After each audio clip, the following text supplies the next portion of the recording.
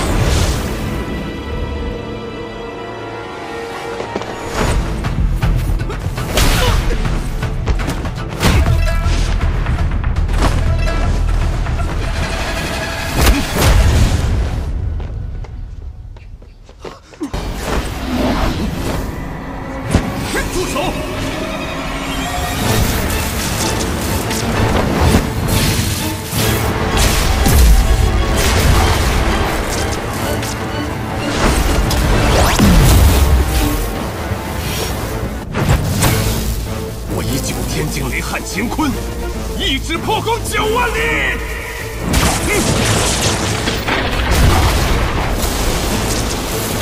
九天引雷术。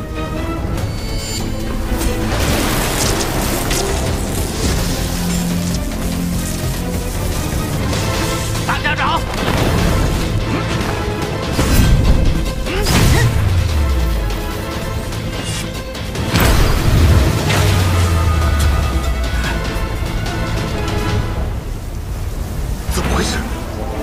有这么强大的内力，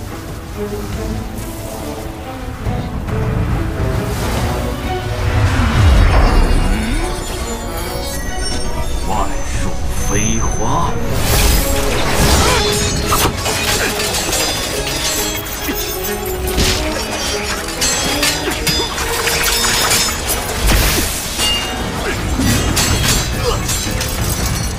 雷门双子，果然名不虚传。 但想要同时对抗这么多高手，也只有一个死字。将来行侠仗义之后，别人要答谢你们的话，要怎么回答呀？不知道。哎，你们要说“有道是大恩不言谢”。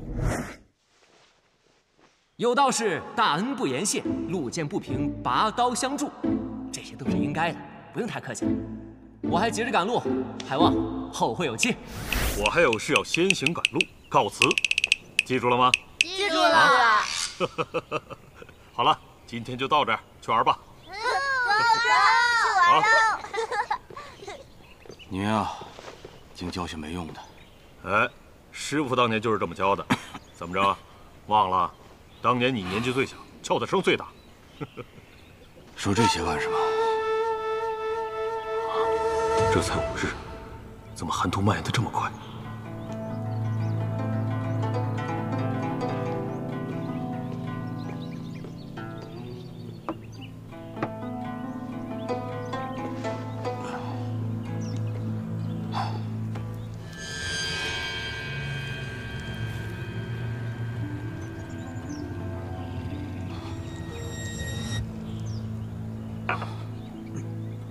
我还能活多久？3个月，还是1个月？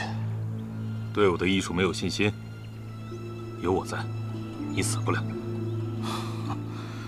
行了，你就别吹牛了。要是没有文家这以毒攻毒的法子，你早就没招了。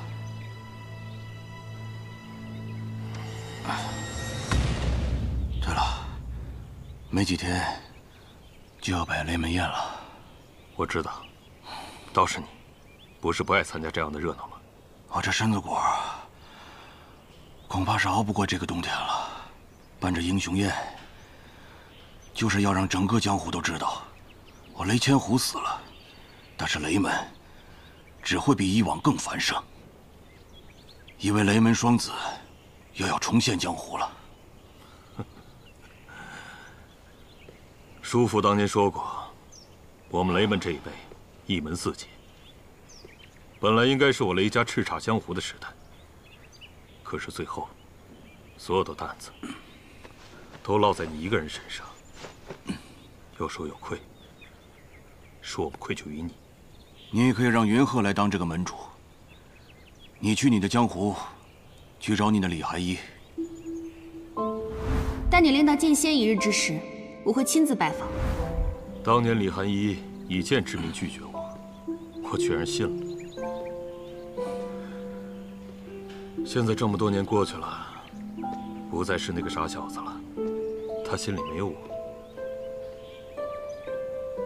我觉着，是因为你丑。我比你帅。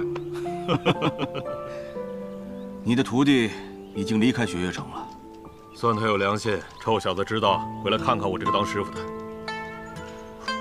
他刚离开雪月城，后脚就有人跟着离开了。谁啊？雪夜剑仙李寒衣，还有赵玉珍也下山了。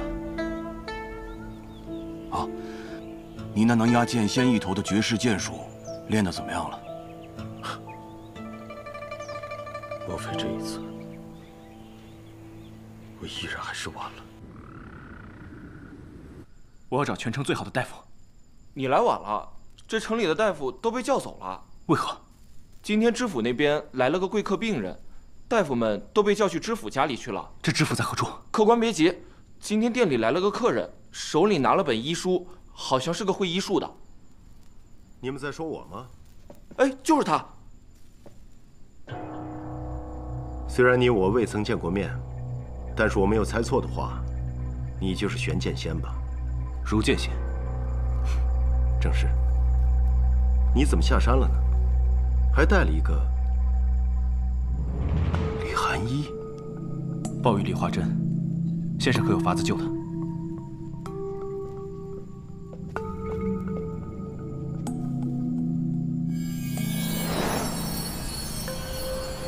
我拦住了26根针，但是还是有一根。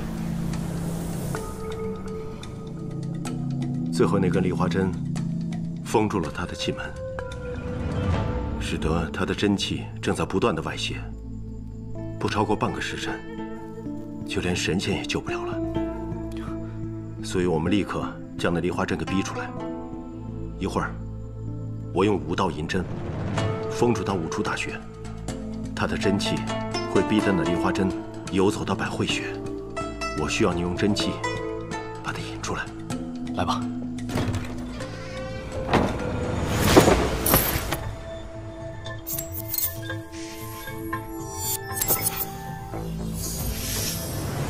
1针鸠尾，2针神阙，3针西海，4针关元，5针终极。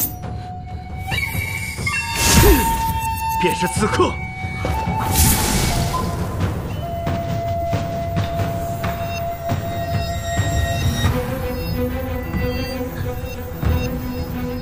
不愧是玄剑仙。引。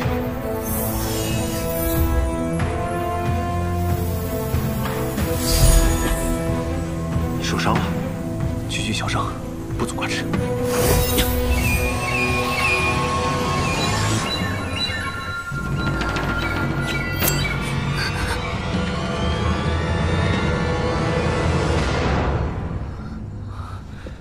小仙女，小仙女，没事的，放心吧。那根梨花针呢？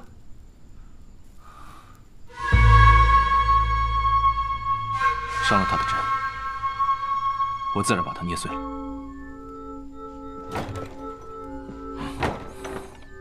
国师，啊，一柄万卷书，行遍万里路。谢道友，多年未见了。国师，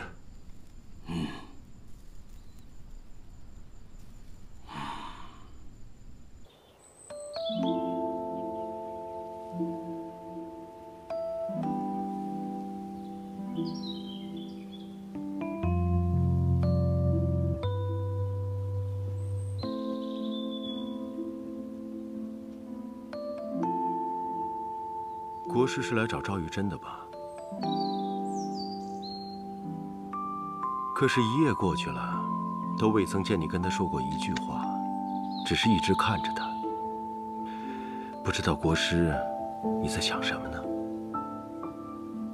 在想枯木如何逢春，春去如何秋来。啊，国师讲话果然深奥。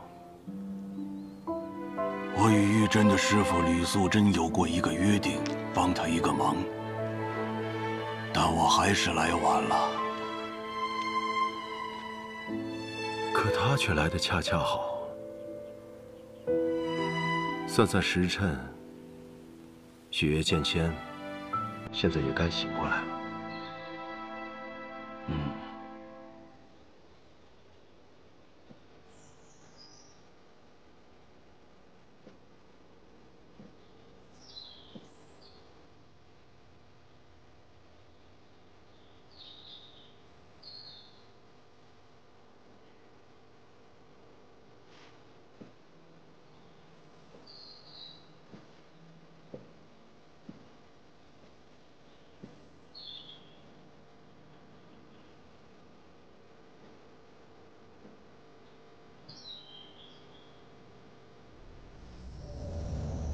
我一直在想，我们的重逢会是如何。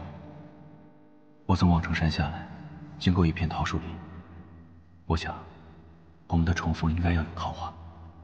练习了这些桃花瓣，你可还满意？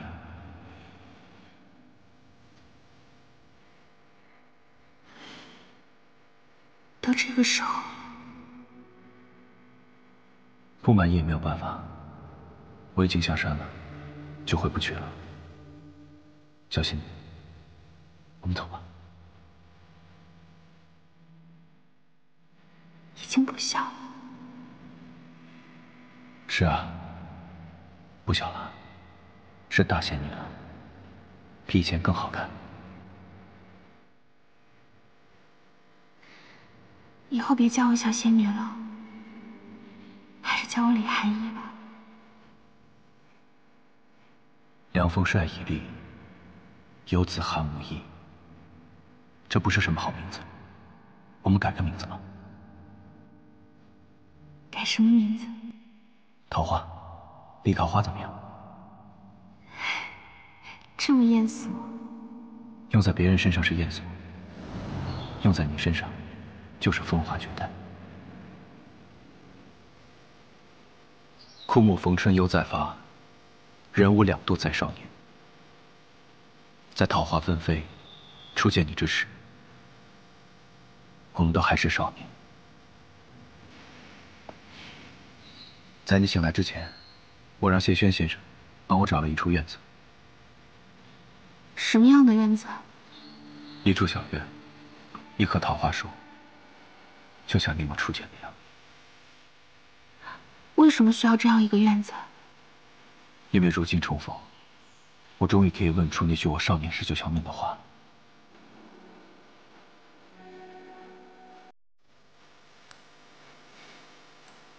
小仙女，做我娘子多好。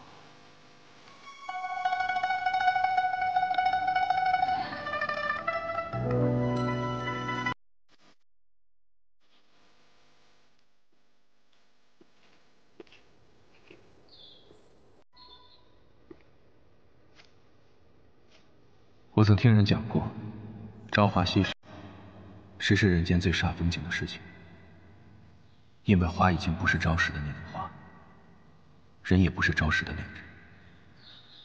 这说法实在是可笑。人会变，是因为那人的心不够真；花会变，只是因为那朵花不够美。幸运的是，我依然是我，花也依然是最美的那朵花。朝花夕拾，真是太幸运了。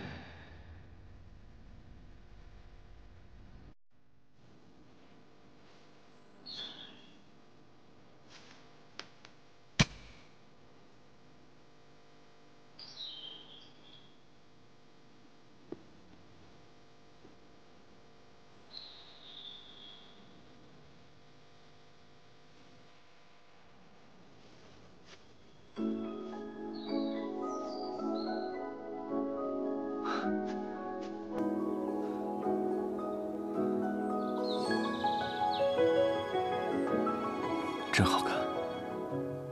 因为遇见你，所以才好看。我真应该早几年下山。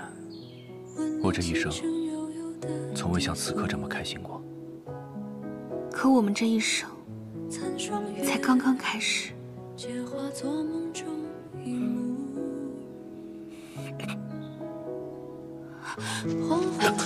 赵玉珍，你怎么了？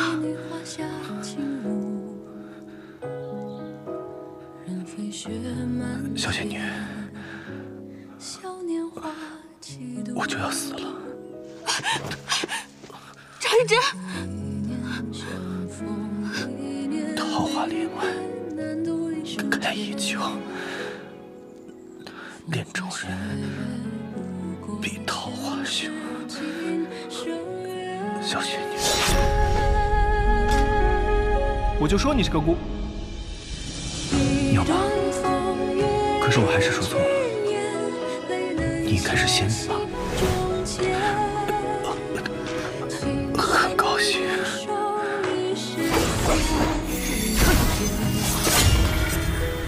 你来迟了。傻小子，还等着吃桃子呢。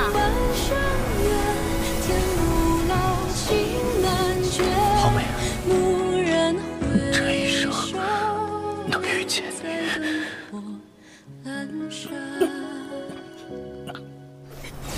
小仙女，你怎么又戴着面具了？戴着面具好丑的，你还是摘了面具更好看些。真好看，连声音也这么好听。我第3次来望城山的时候，你可愿意随我下山？自然愿意。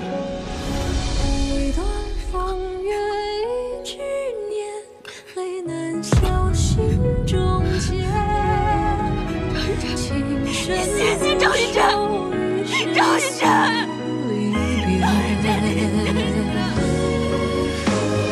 赵玉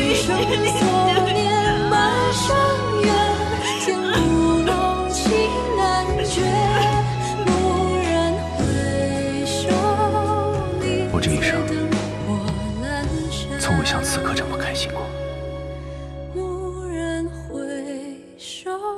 可我们这一生才刚刚开始，只要能日日的陪伴着你，我都愿意。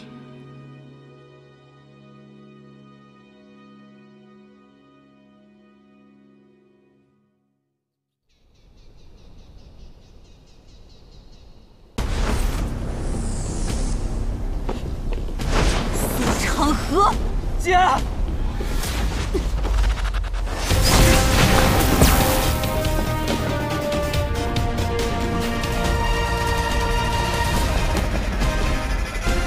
师傅，你没事吧？我还撑得住，在这儿等我。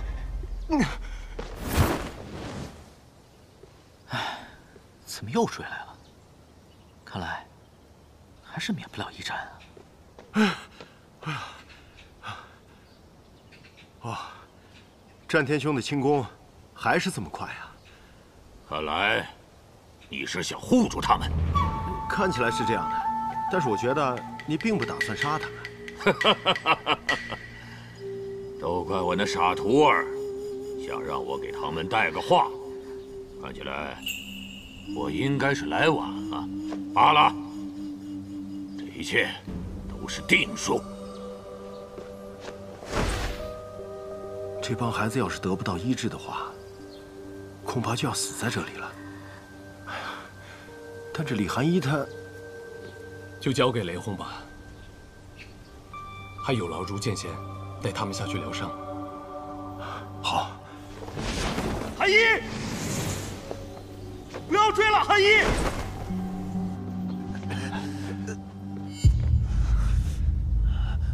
你们败了。前辈，请莫着急。你又是谁？晚辈唐门唐泽，这次随老太爷前来赴宴，我有个交易，想与前辈讨论。交易？你有什么资格与我做交易？不知这满厅宾客的性命，可否算作资格？你什么意思？晚辈不才，可解这暗河的毒药。如果我偏就不呢？你信不信？你连自己的死都没有察觉到，你身上的药就已经在我手上了。可如果我有的不是解药，而是见血封喉的毒药呢？或者说，其中有一些是解药，有一些是毒药的。若你们一瓶一瓶、一粒一粒的去查，恐怕人也早该死去一半了。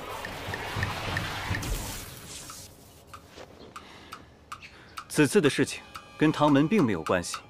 暗河潜入英雄宴，下毒谋害天下英雄，而唐门及雷家堡几位高手并未中毒，最终击退了暗河杀手。唐老太爷战死于此。厚颜无耻！确实厚颜无耻。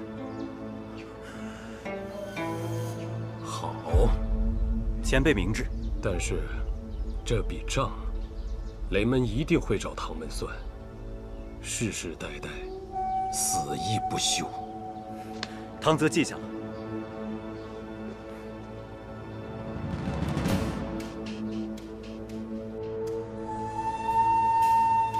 大剑今日竟有空闲到老道这里做客，真是难得呀。国师啊，有10几年未出天启城一步了吧？是什么重要的事情，让国师亲自去啊？一个故人的约定罢了。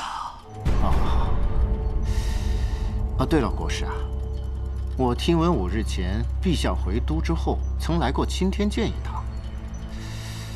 而在这之前，金衣兰月侯就出城而去了。哦，大剑原来是为了这个，未免铺垫的过多了。好，那锦轩我也就不再拐弯抹角了。陛下突然宣布要立储君，按照北离律例，这皇位传承会分成2个卷轴，一个给5大剑明达圣意，另外一份要给青天剑名传天道。只有2份卷轴上的名字一致，这储君之位啊才会承认。可锦轩并未收到那份卷轴，这心里不安呐，所以才冒昧求问国师。不知国师可曾收到那份卷轴啊？不曾。那可曾问过国师？问过。那国师可否给出自己的答案？我说过，天道只是一个可能性。老道只是说出了自己的想法，真正做决定的还是圣上。百可定国，赤可开疆。荣获在野，天下难安。国师只说了这16个字，这真是国师说的？千真万确。今日散朝之后，共有13位大臣前去拜会青天剑，可是都被国师拒之门外了。哎，只有锦轩大剑前去的时候，国师见了他。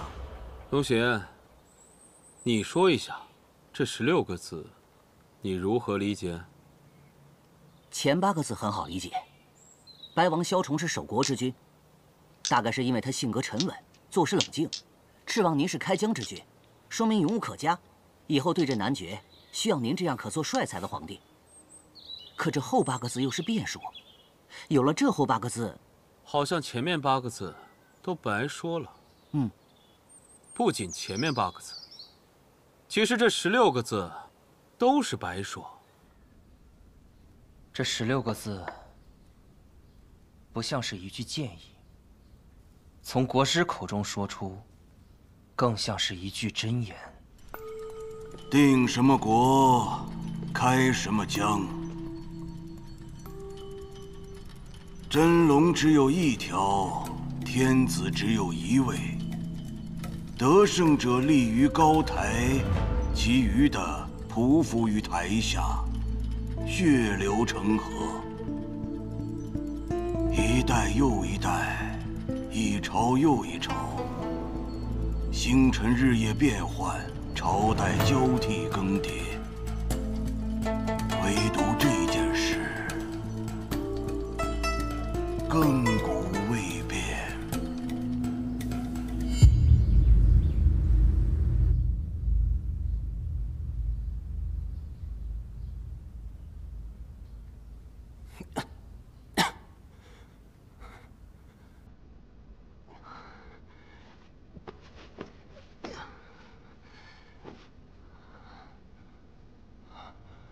大师兄，大师兄，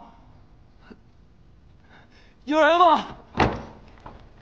别叫了，再叫伤口就裂开了。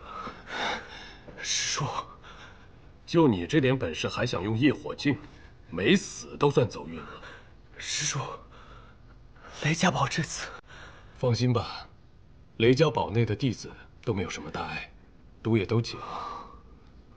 看似这么惨烈的一场英雄宴，也就只死了2个人。虎爷和唐门老太爷。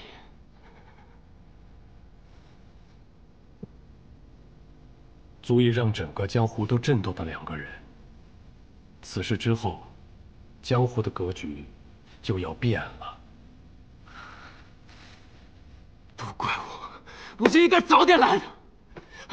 别太伤心了，他这么多年一直受寒毒所扰，如今也算是一种解脱吧。对了，我姐找到了吗？没有他的消息传来。不行，我得去找他。就你现在这个样子，去了能有什么用？可是他现在很危险。就交给你师傅吧。你要是好些了，可以去看看你那位朋友，他的情况有些不妙。萧瑟。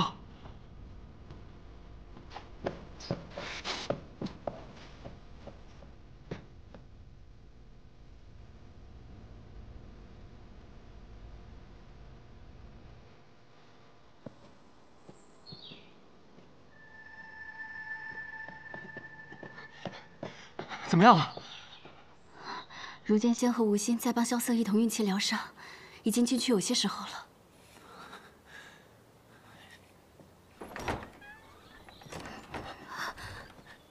前辈，萧瑟怎么样了？怎么样了？萧瑟隐脉本来就受损，此番强行运功已经伤及到根本。我们2人用尽了全力，也只能暂时压住他的伤势，最多再能撑1、2日。那谁能救他？你师父齐天辰可以，但是他已经回到天启城了。药王辛百草也可以，可是他的行踪不定，谁也不知道他在哪里。辛百草的徒弟行不行？你父亲？不是，剑心冢里还有个徒弟，剑心冢离这里不远。我可以让师叔仙鹤传书，半日可到。怕是来不及，我再尽力一试。来得及，我们还有3日完。3日完？玄剑仙下山一事为何没有传到雪月城？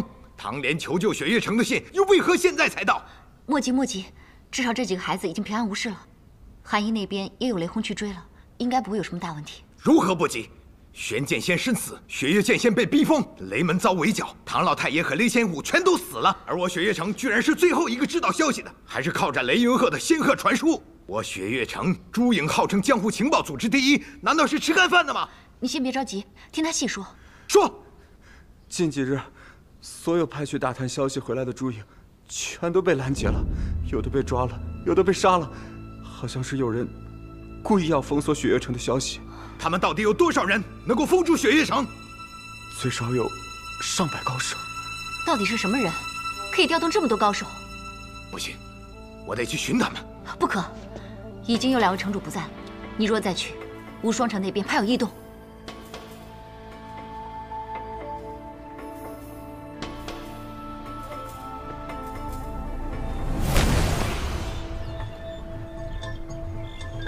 暗河偷袭了英雄宴，萧公子为保天下英雄，强行运功，如今身受重伤，随时有性命危险。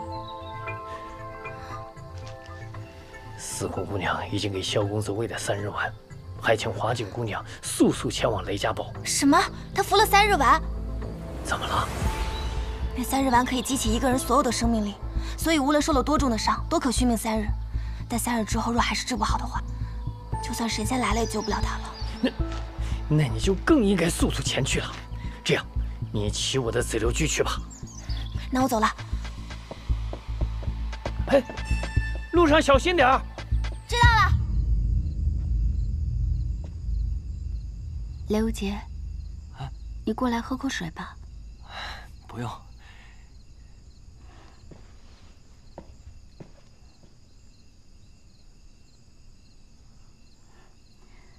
你也在这守了一天了，回去休息吧。你的身子也没比萧瑟好多少。没事儿，都是皮外伤。真的没关系吗？有趣，这些人连那黄金棺材里装的是什么都不清楚，还敢来凑这个热闹。大师兄，我们要不要趁乱？那个白发御剑的人我看不出深浅。郭子。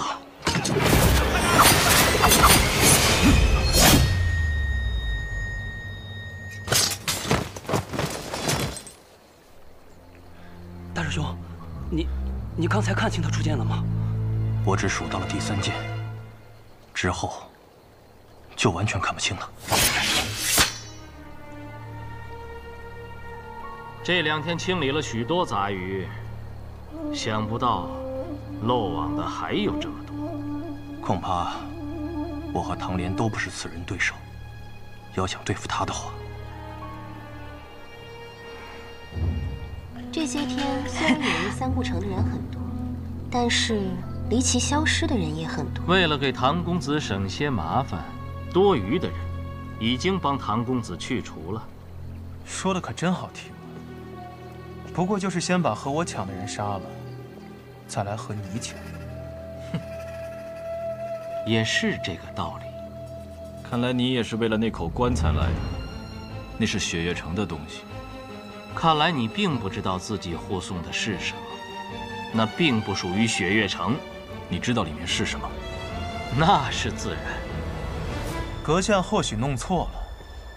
现在美人庄内最重要的事情，乃是在下的赌局。若阁下不感兴趣，便请移步吧。赌局？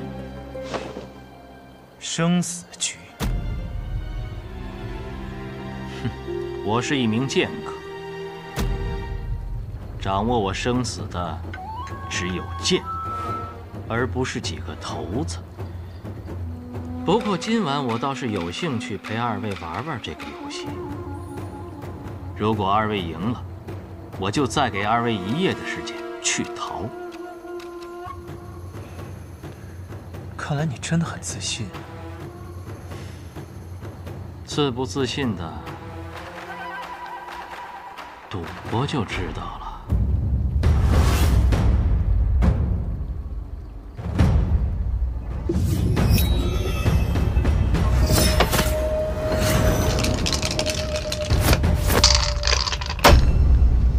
隔空起雾，这种江湖术士的小把戏你也用？怎么？过来呀！你们雪月城的人脑子里面除了打打杀杀就没别的事了。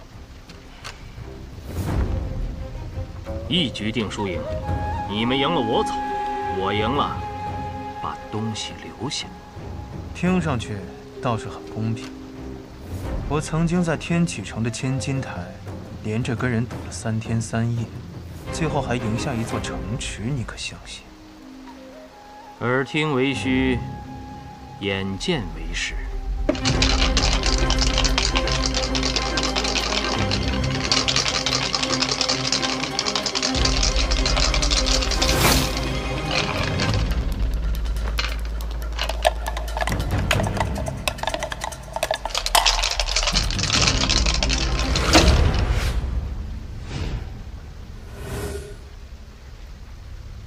公子既然能赢下一座城，那么5、6来打。所以你们这些江湖人啊，就是没有情趣。所谓赌局，最好玩的乃是一个“赌”字。可若是提前就把结果都料到了，那这赌局还有什么意义呢？那你说，压什么？我赌5、5、6。到。你。好。压定离手。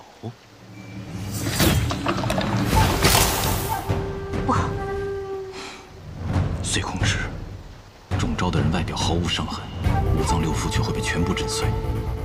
这头中里的头子恐怕已经……当然不好。既然是赌局，哪有那么容易？公子要改吗？改。所谓赌局必胜之法，就是相信自己会赢。只要坚信自己会赢，那就一定会赢。开！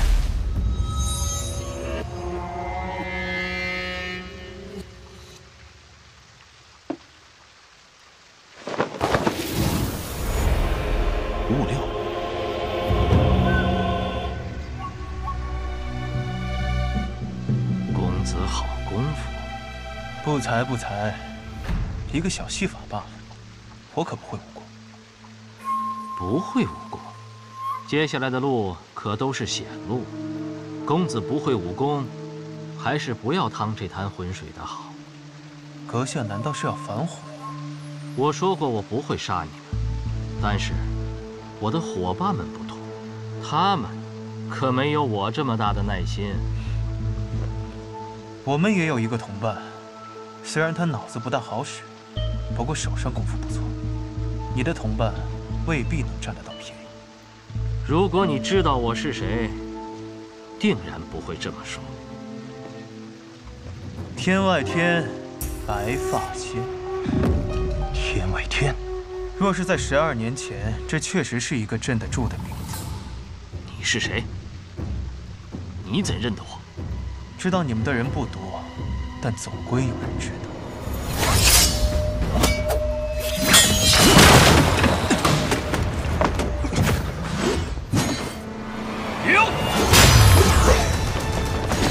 想不到，天外天的人还敢出现在这里，你们忘记了曾经的约定了吗？无双城的卢玉宅，想不到你们也来了。当年，无论我们之间怎样争抢，黄金棺材绝不能落入此人之手。那黄金棺材之内的事物，原本就属于我天外天，想拦住我？世间武功分为9品，9品之上有4大境界，分别是金刚凡境、自在地境、逍遥天境，以及只有传说中的神游玄境。这白发仙武功已然入了逍遥天境，天外天，果然名不虚传。这天外天究竟什么来历？天外天的名字你可能没听过，不过他们的另外一个名字你一定知道。魔教。魔教。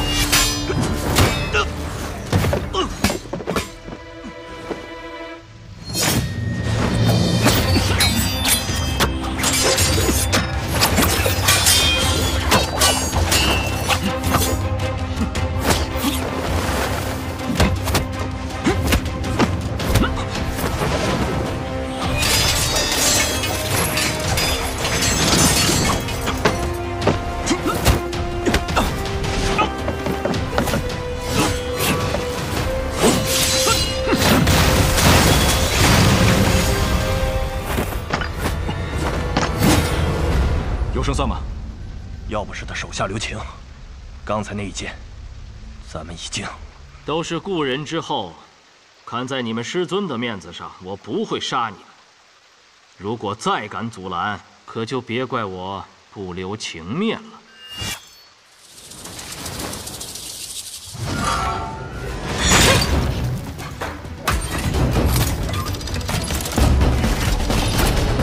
云霜！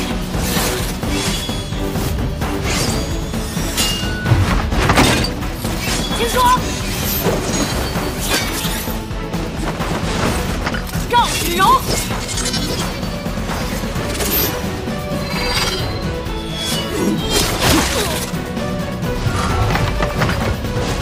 月如印！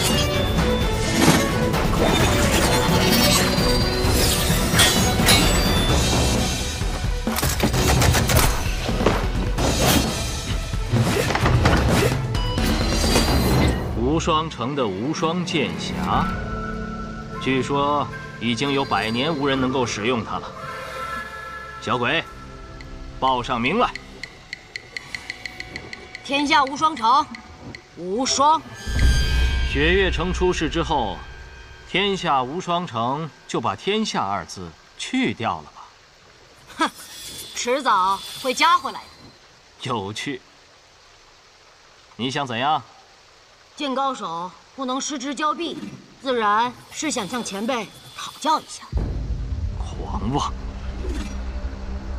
我可没时间跟你们耗。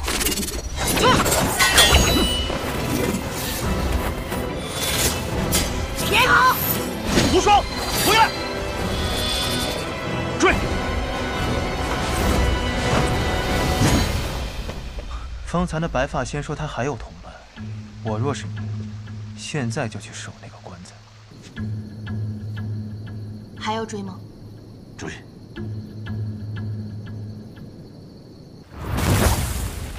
这是雷无极的霹雳刺。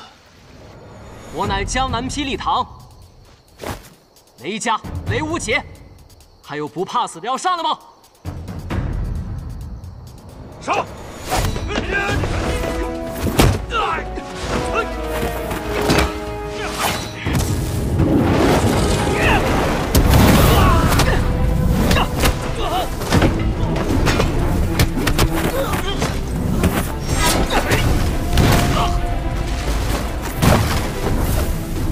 好快的速度！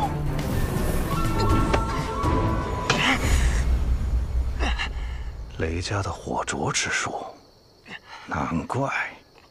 上！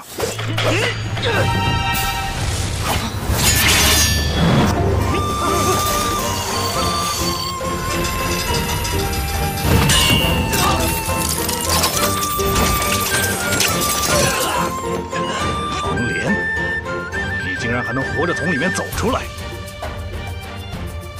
怎么样？这功夫我也是刚练成不久，还不够熟练。不过现在好了，打他们10个8个的不是问题。哼，火灼之术乃是燃烧自己心中之火，短暂获得神力之术。你这心柴又能燃烧多久呢？哼，打你们这些不人不鬼的家伙足够。好大的口气！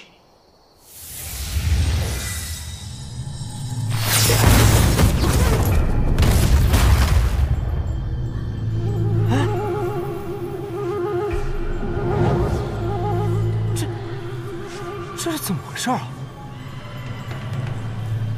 居然是这种邪术！邪术？什么邪术？你看，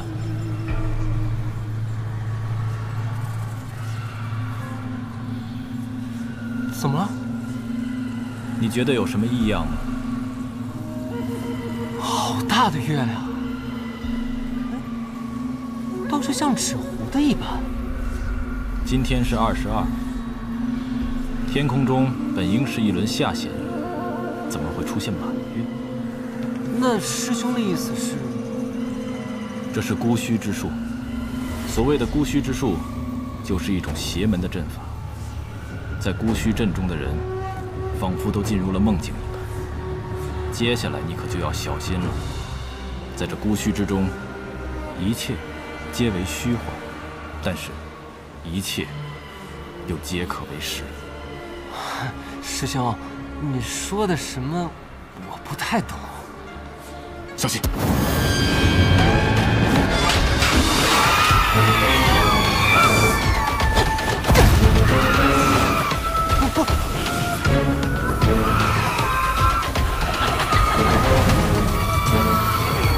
师兄，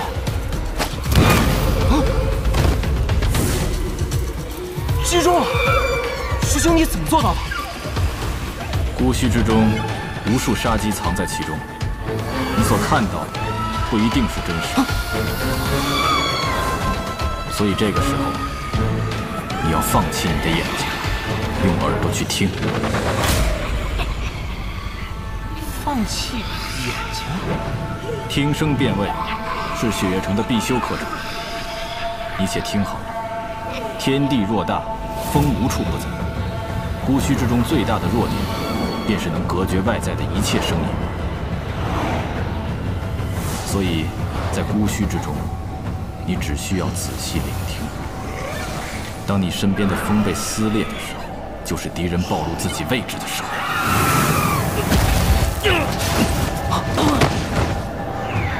天风。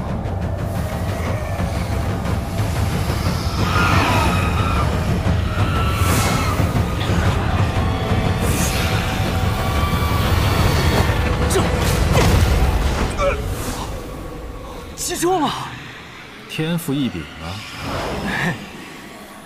毕竟呢，也是从小习武，这听觉也是练习了许久的。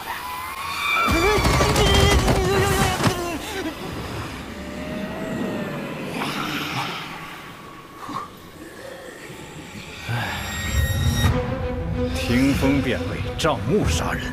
若是以为这样就能破了孤虚之阵，也太天真了。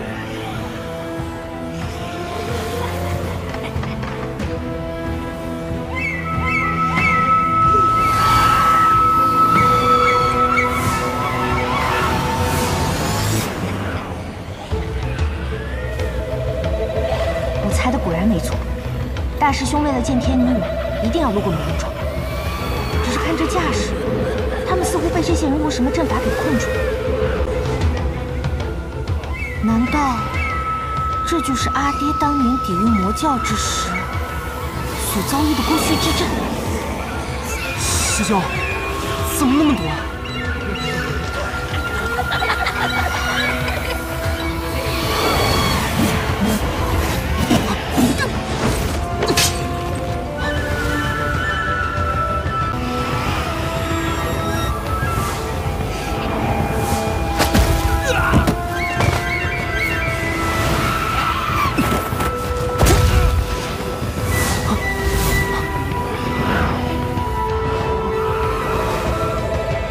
现在该怎么办？不要慌，守住心神，他们奈何不了我们。只要拖住你们，等到白发仙大人回来，看你们能翻出什么花样。阿爹跟我说过，孤虚之阵靠的是阵法和破音的结合，只要断其一，便能破其阵。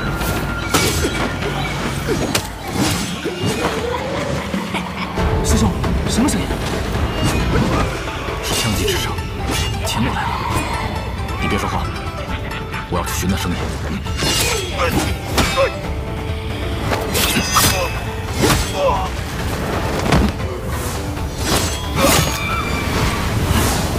阵破！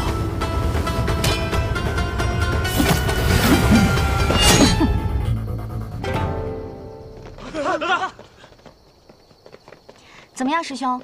咱俩这配合简直天衣无缝。 这就是司空姑娘吧？在下刘杰。别松懈，还没结束呢。你，哼，这个邪术已经被本姑娘给破了。你们还有什么招数，就一起使出来吧。是啊，阵破了。你们到底还是跟上来了。说实话，得罪雪月城并非我们所想。不过现在看来，连无双城和天外天都参与进来了。 今日我们再不出手，恐怕就来不及了。那棺材中的事物与我们关系甚大，实在是无法放弃。这棺材里究竟装的是什么？对于有些人来说，里面装的是荣华富贵；对于有些人来说，里面装的是绝世武功；对于我们来说，里面装的只是一个答案。答案。 13年前，别说了。13年前望一楼惨案，望一楼一夜之间惨遭灭门。只有楼主谢柳依的长子被打晕之后，留了一命。醒来之后，却失去了那晚所有的记忆。后拜入天泉老人门下，做了杀手，江湖人称明侯。 知道的还不少，可惜了。这望一楼惨案本来就是一桩无头案，即便当时有线索留下，可如今13年过去，也是无迹可寻。你真就这么确信这棺材当中有你想要的答案？不过说实话，我对这棺材倒是越来越感兴趣了。住手！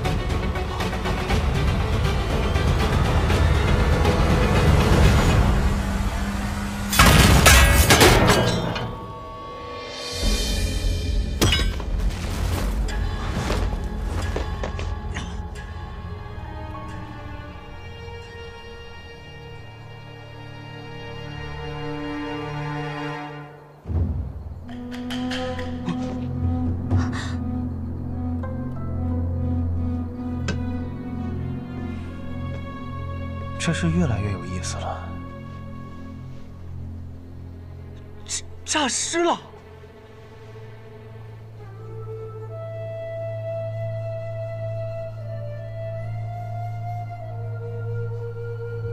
哎，还是个和尚，还是个活和尚。没有结巴，不是和尚。先把他带走再说。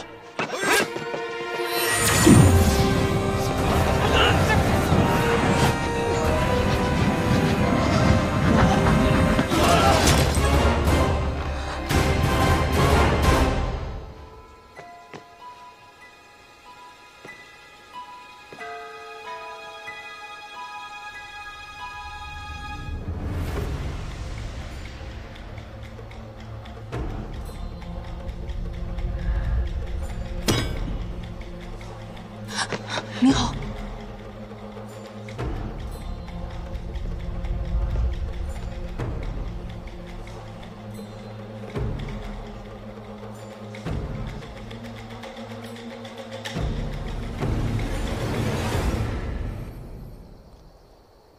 我见过你，我拜会过忘忧大师，不过大师不肯帮我。老和尚早就说过，你要的答案，不论是什么，必将成为心底之魔。忘忧大师一片苦心，在下感激。但是知道了是心魔，不知道亦是心魔。也对。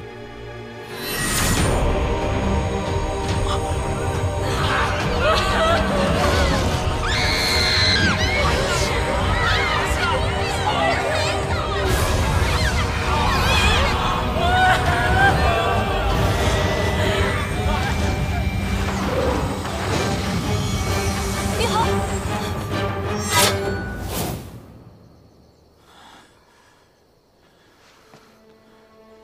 你还好吗？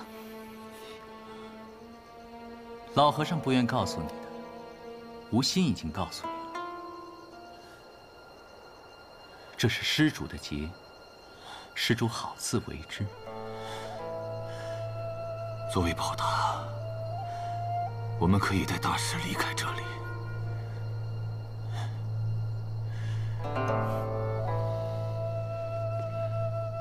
这是我自己的劫，你们走吧。走。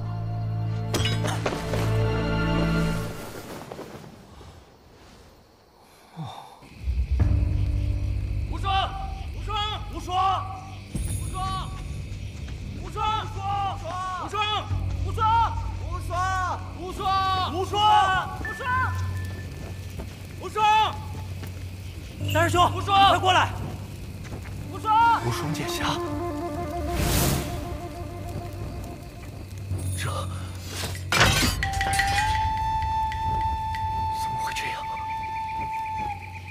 师弟他不会。师兄，怎么会这样？怎么会这样啊？我怎么跟城主交代呀？都怪我，师兄，都是我逞强，把无双师弟给害死。我的师弟啊！师弟！哎，你们怎么来了？哦，那家伙跑太快了，我追累了就睡着了。我打死你！我打死你！我打死你！大师兄，松开！放开我！你松开！冷静点，大师兄，我过来！冷静，过来！冷静。罢了，此人武功极高，一不小心就把你弄死，没事就好。那咱们现在干嘛？就算现在再回那美人庄，也够呛能抢到那东西了。先行撤退，从长计议吧。走。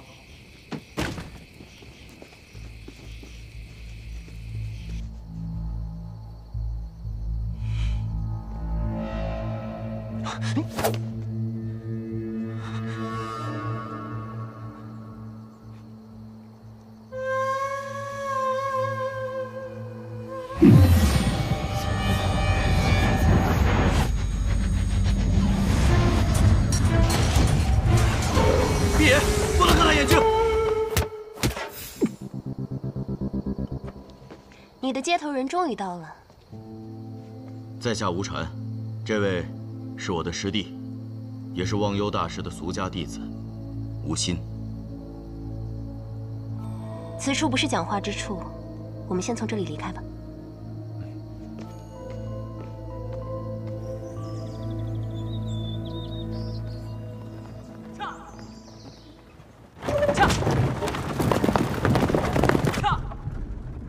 莲，你不是最喜欢吃桂花糕了吗？这是怎么了？我喂你。有人在，别闹。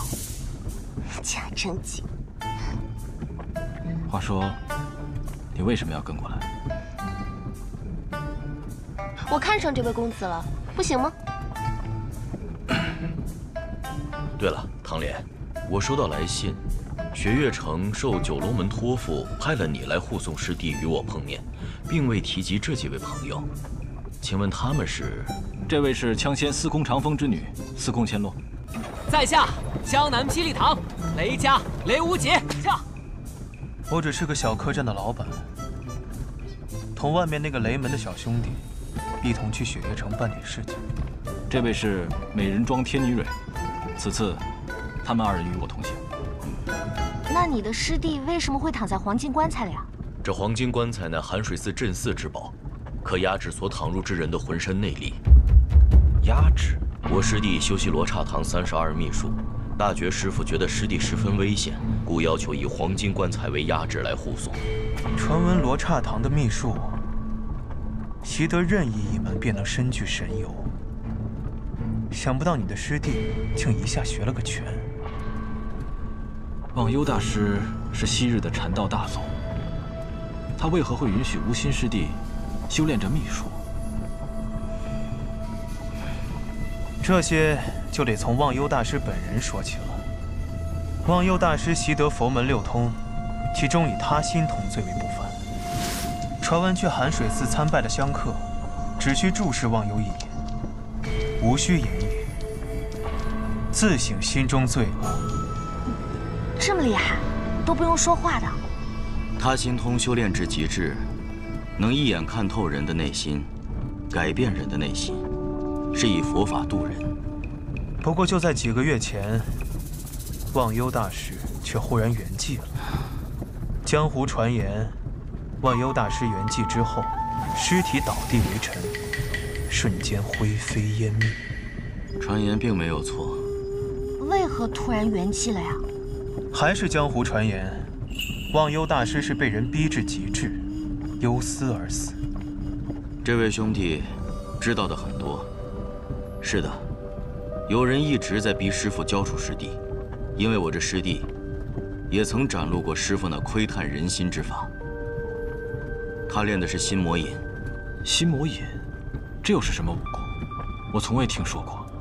他心通窥人心，悟其道。可心魔引这门武功，窥的不是人心，而是心魔。若是我没猜错，你这师弟无法正常修习佛法，所以忘忧大师安排他去罗刹堂修炼秘术。如今那32门秘术，只存在于无心一人身上，又是这般厉害，难怪会引来这么多人的争斗。大觉师父想用伏魔神通消除无心身上的禁术，这岂不是要废了他？可据我所知，无心师弟在接到消息之后，便运用归西之术躺入了棺材中，并无反抗。那魔教对你师弟感兴趣，也是因为罗刹堂秘术。魔教？行了，知道魔教太多的事情，对你们没好处。他说的没错。你是谁？又是你！行了，把人交出来，我放你们一条生路。做梦！师兄，我来帮你。看好我师弟！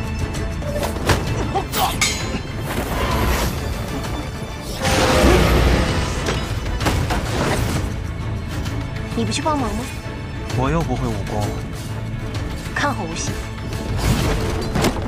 那白发仙的武功已入了逍遥天境，又岂是你们几个能讨得到好的？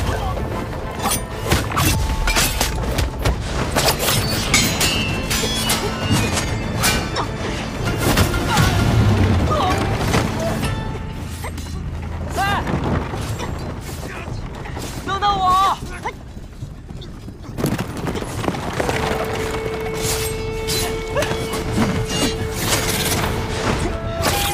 哎，等等我，我还没上去呢。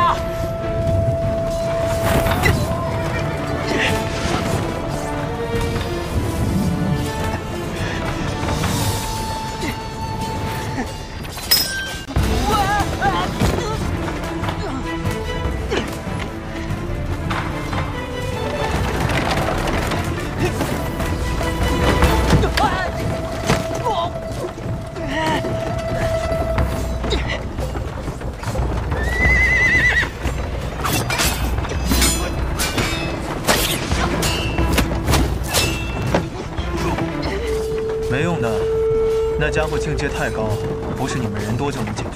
那怎么办啊？用这个呀。你知道那个是什么？像这种形状的火器，应该是雷门的麒麟火牙吧？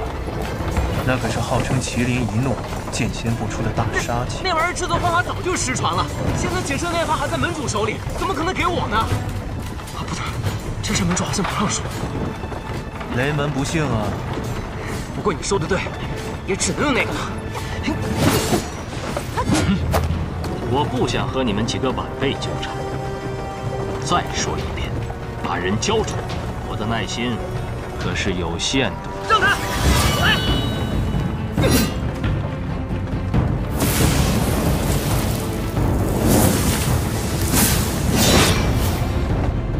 想不到竟然是这样。剑，雷门不是明令禁止门内弟子练剑的吗？这难道就是杀戮剑？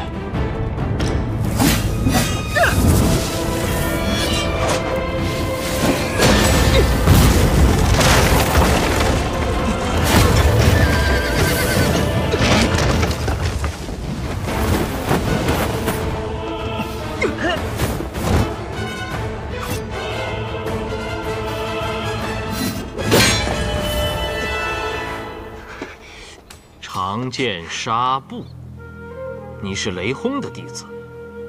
好啊，一个个的当真以为我不敢杀你们。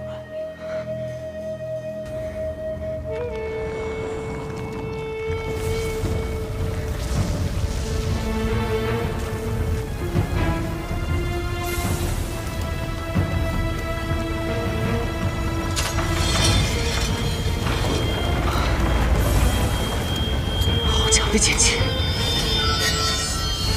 看来他真的是动怒了。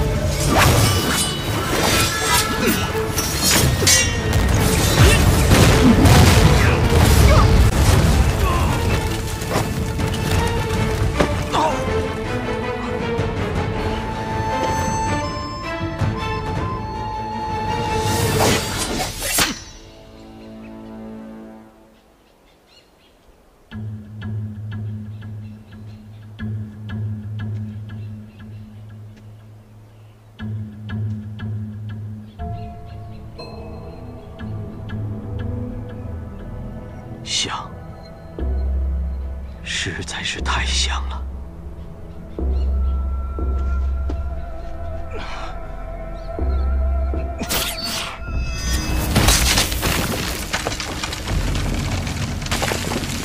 霜叶红，想不到你伤得这么重，还能有这样的手法。唐门这一辈中，你能排进前3了。你有没有听过一句话？什么话？3步唐门，1步阎王。看来我还是小看你了。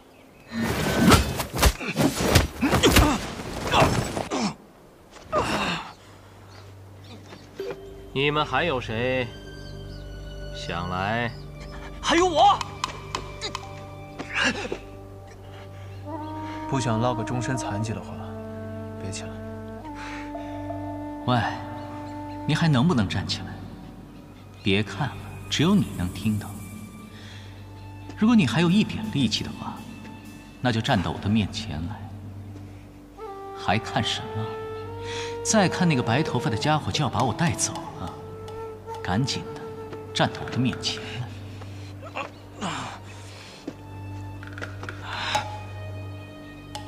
唐莲，我本不想杀你，你又何必逼我？还有多少暗器？透骨钉、铁蒺藜、龙须针，你只有一击的机会，全部放出去。万术飞花的手法不是每个唐门人都能掌握，但你是唐莲，你一定没问题。既然你执意如此，那就再接我一剑，就是现在。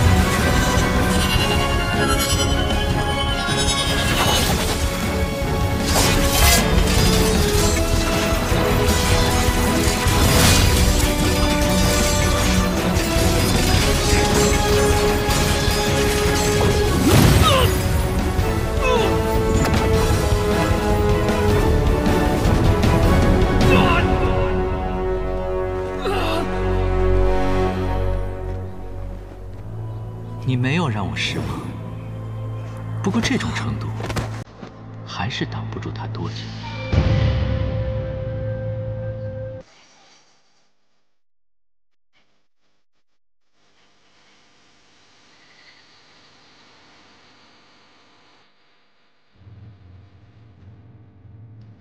大家小心点。子苏，你小心点啊！兄弟，咱都小心点啊！报关的民众是在黄昏看到了山坡上有隐隐的光，才发现这里竟然是一处古宫的入口。我们刚刚在入口看到的萤石就是光源。我看这萤石应该是发种者用来告知同伴的标记吧。这个应该是秦朝时期的墓，这么久都没有被人开启，里面可能会有什么可怕的守护兽呢？耶！小苗，你是不是傻呀你？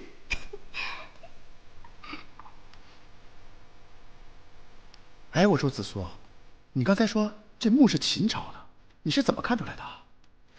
从我们刚刚进来入口雕刻的纹样和石像来看，很像是秦朝的工艺。进了墓之后，地上撒了几枚钱币，正面刻着半两，但是做工粗糙，应该是专门做来做陪葬的冥币的。哎！你没事吧？没事。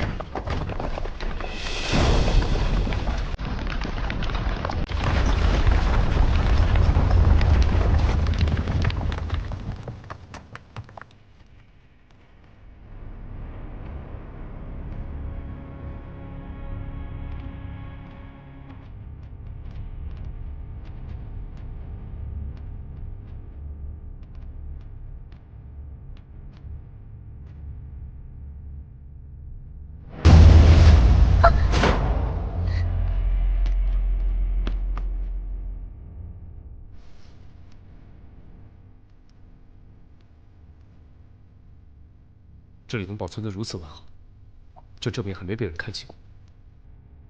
因为墓室封闭，隔绝了空气，服饰才保存得如此完好，像新的一样。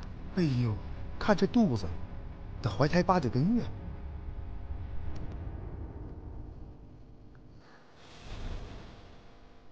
啊，你们看，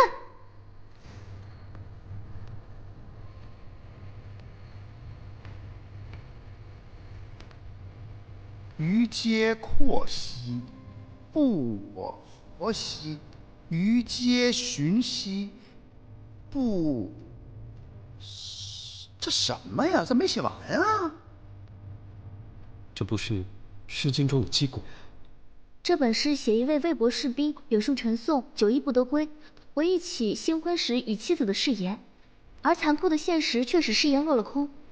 这首诗却出现在一个贵族女子的墓中，而她的棺木又没有棺盖。我猜，她在进入墓穴时还是活着的。真的假的呀？可是你看啊，明明是秦朝墓葬，墙上这行字却是以楷书篆刻，这也太奇怪了。等一下，这尸体不太对劲儿。怎么？有胎动。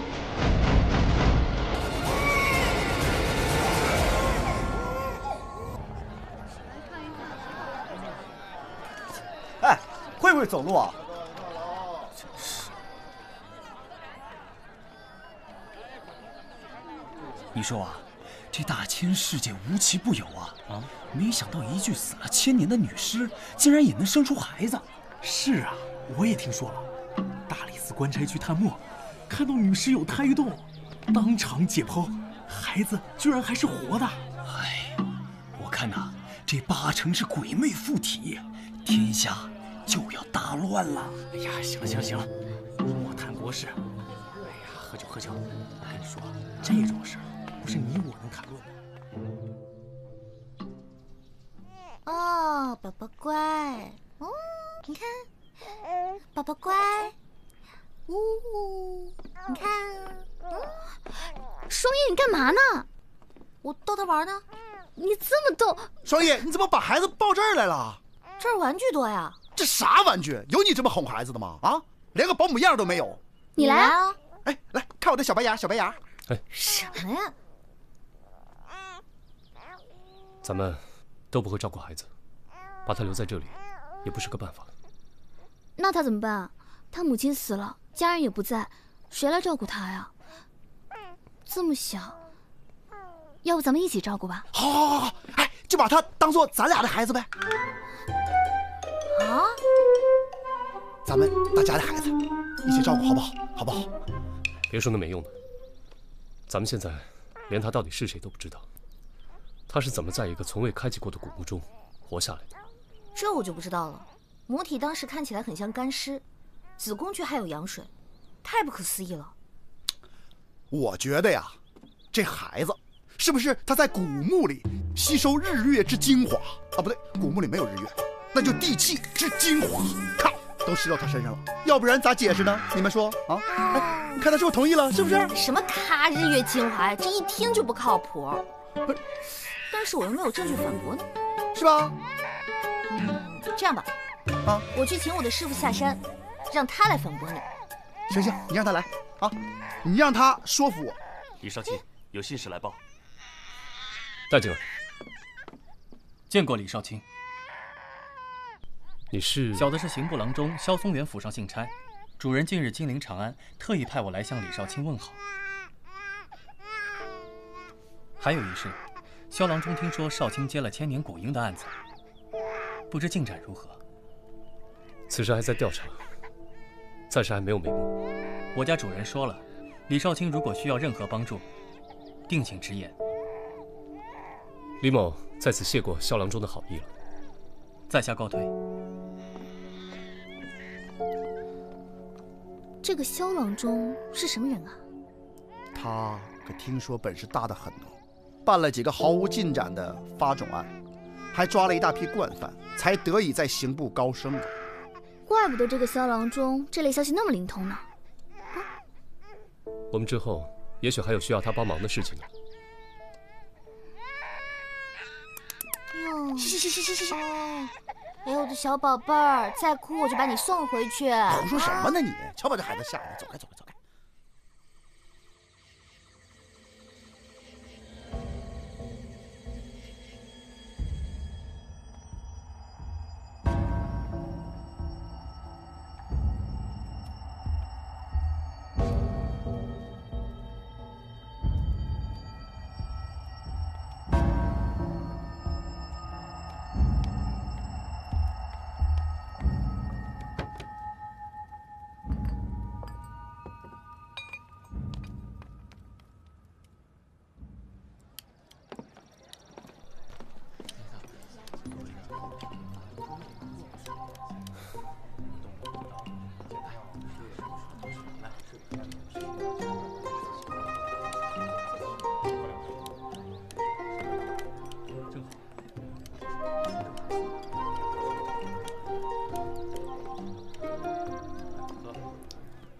四娘，萨摩在不在？哟，李少卿来了。哟，孩子。哦，小宝宝，怎么这么可爱？你叫什么名字？爸爸妈妈呢？他是个孤儿。怎么那么可怜啊？这么小就成了孤儿。哦，不怕。所以我要请萨摩帮帮忙。萨摩，萨摩，来了来了，怎么这么可爱啊？又找你萨摩小爷什么事儿啊？我很忙的。孩子，哦，你可别告诉我，这是你？没错。你想得美！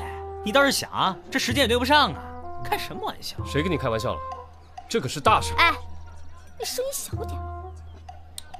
我们不知道拿着孩子怎么办。怎么办？要不我来养？你们那么忙，哪有时间照顾他呀？对不对？我会好好照顾他。萨摩，你快去忙吧。店里的活也不用干了，我会让不三不四帮你做的，慢走不送。那我今天的工钱照算啊。好吧，那我就恭敬不如从命了。那这孩子，老大，老大，老大，小声点。喘口气再说。古墓被人动过了。什么？啊，我们走。副官，要不要再加点菜啊？不用了，团长。哎，好嘞。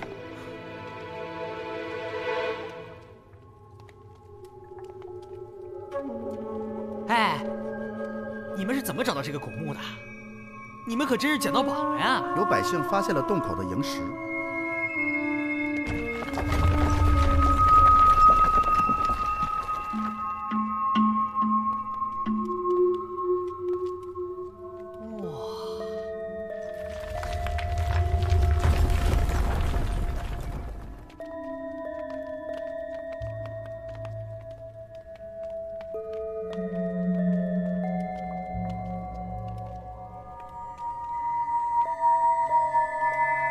老大，这地上的东西应该是有人碰过了。之前这个箱子是关着的。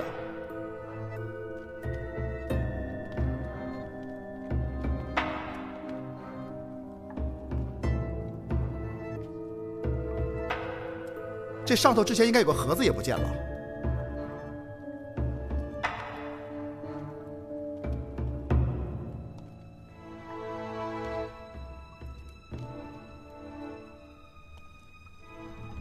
怎么感觉像个赝品呢？别瞎碰，小心机关。知道了。如果那闯入者不为财，莫非与这女尸腹中的婴儿有关？要是这样的话，只要我们找到那个闯入者，那不就真相大白了吗？萨摩，你觉得呢？有理。哎呀，可这茫茫人海的，去哪儿找啊？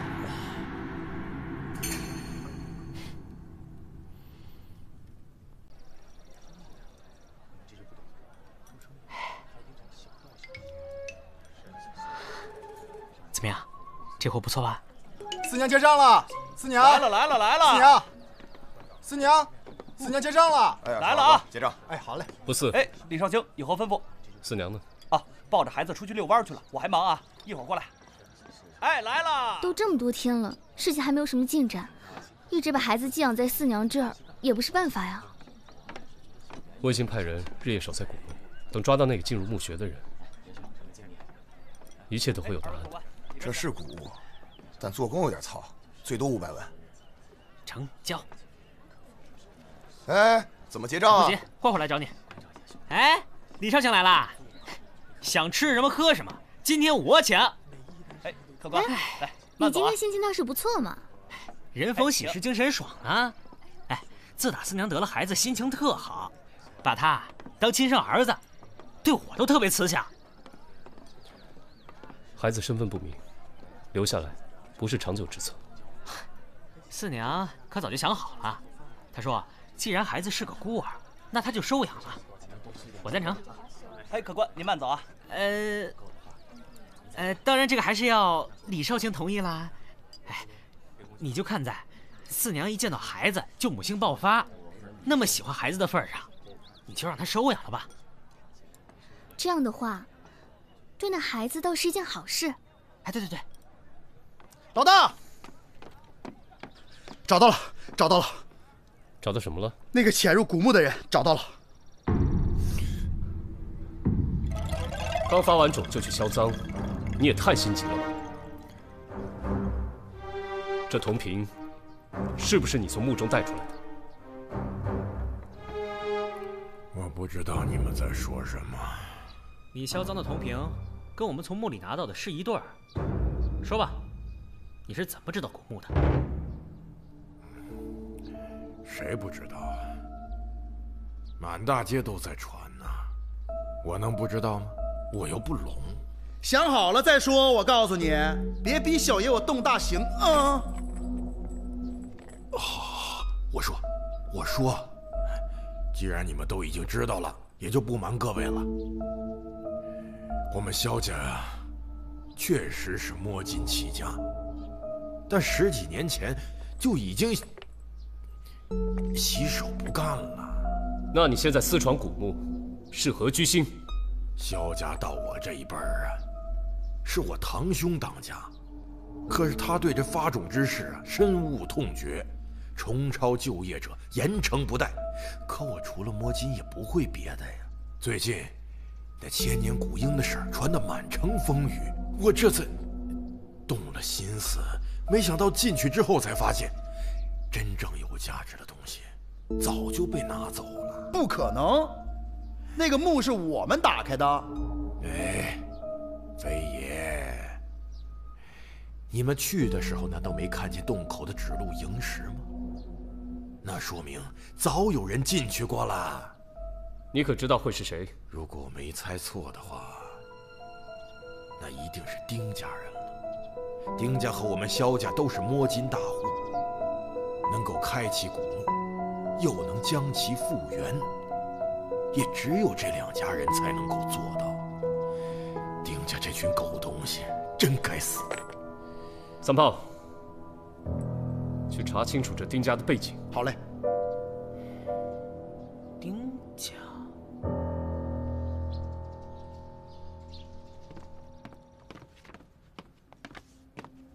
李少卿，刑部郎中萧松远求见。请进来。李少卿，在下萧松远，幸会。幸会。请。好，不必了。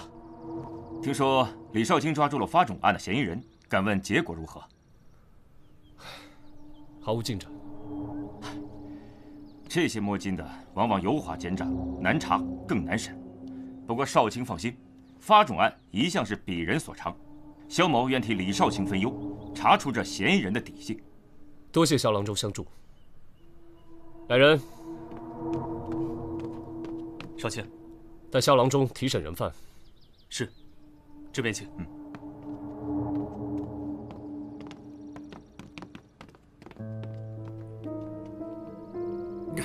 不是刚问完吗？又要问什么呀？少废话！跪下！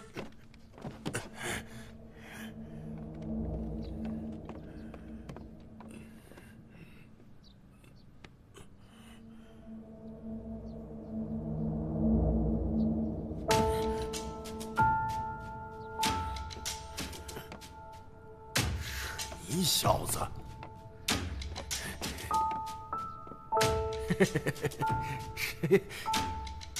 你来我就放心了。哎，我说，赶紧的，赶紧把我弄出去！你先告诉我，为什么要去那座古墓？你问我为什么要去那个古墓？哼！你在朝为官，顺风顺水儿，我可没你那份俸禄，自己去讨些生计还不行？你七叔，我爹当年已经说得很清楚了，他说过，萧家人从今往后不许再踏入任何一座墓穴。你私自违背族训，知道有什么后果吗？好了，事到如今，你就少在这跟我说这些没用的。好歹我也是你七叔，赶紧把我弄出去。我暂时帮不了你。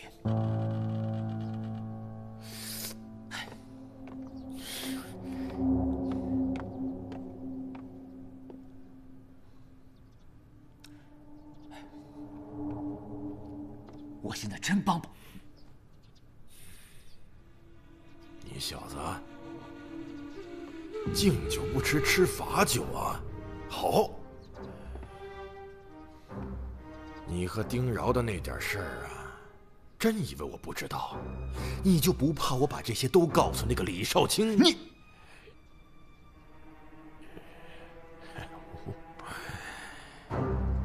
不想为难你，只要你把我弄出去，这件事儿肯定不会有第三个人知道。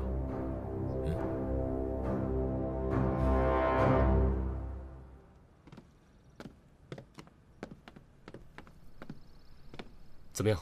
什么结果？萧某从未见过如此顽固之人，油盐不进，软硬不吃。这次实在帮不到您了，实在抱歉，告辞。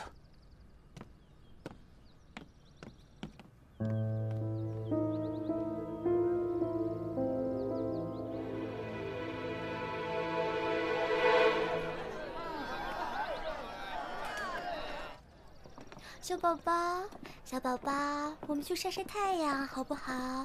晒晒太阳会长得更快。丁家查过了，这一代掌门刚即位，是个女人，叫丁饶，年龄大概是30岁左右，但不久前失踪了，连她的家人都找不到她。是找不到呢，还是正在某处发种？你是说？萧海坤也提到过丁家，恨得牙痒，说明丁家挡了他财路。那座古墓失窃，丁饶的嫌疑是最大的。可是我们都找不到他，怎么着手调查？我想应该查得再仔细一点，应该查一下丁、萧两家的背景，以及之前为什么结仇。哎，我从师傅那儿回来了。怎么样？我把情况都告诉了师傅。师傅说，用特殊的药物炮制，可以使尸体迅速脱水，呈现干尸的状态。这是什么意思？也就是说，那具女尸根本就不是1000年前的尸体，而是新死不久的。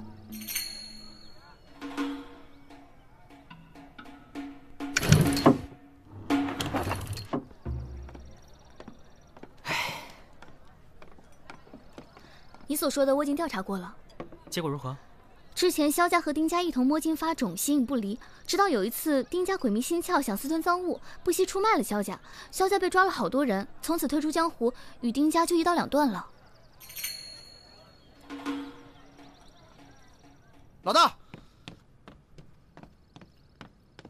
刚才我在路上听他们说，昨天晚上起了场大火。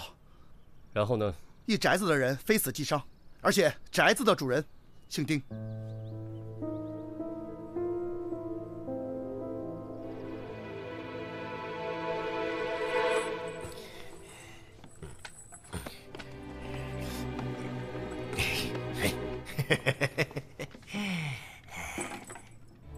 哟，二位都在呢，那我先走了。李少卿，后会有期呀！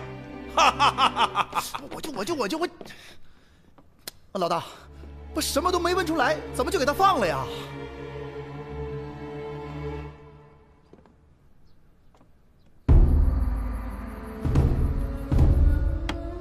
你到底想要什么？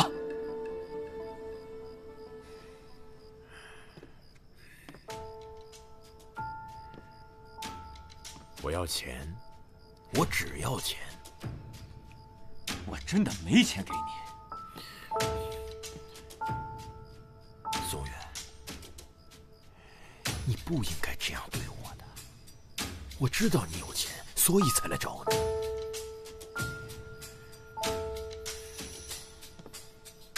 那件事儿啊，天知地知，你知我知。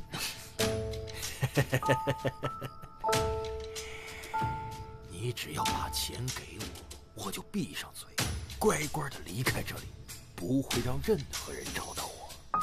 怎么样啊？啊？你保证？我保证，我一定保证，我保证。好，成交。痛快。你先回吧，等我消息。好嘞。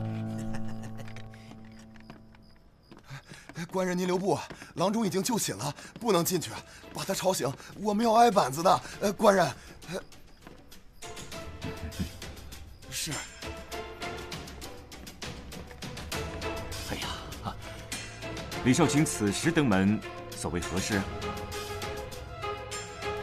刚刚我都听到了，刑部郎中与人犯合谋，真是让我大开眼界。萧郎中，还希望你能够如实交代，不要让吕某为难。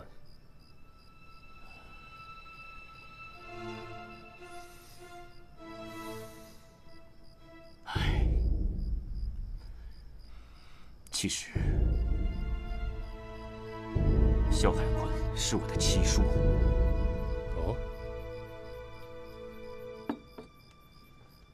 李少卿，请。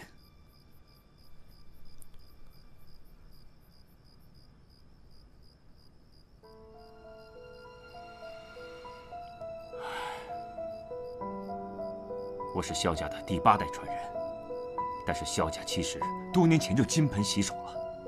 我顺从父亲的心愿，走上仕途，盗墓之事更与我毫无瓜葛。唉，可是我七叔却财迷心窍，不惜违背族训，潜入古墓偷窃财物，又让我利用职务之便帮他脱罪。那日在大堂上，他还要我想办法放了他，可被我拒绝了。没想到您把他放了出来。萧郎中，没想到你这官做的可是好啊！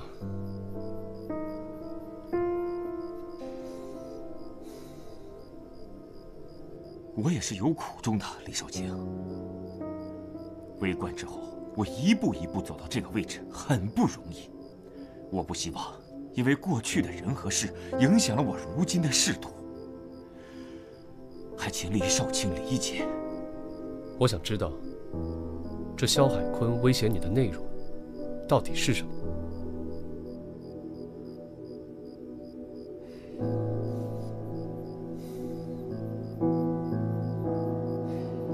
他知道我跟丁扰之间的一些事情，这是家族大忌。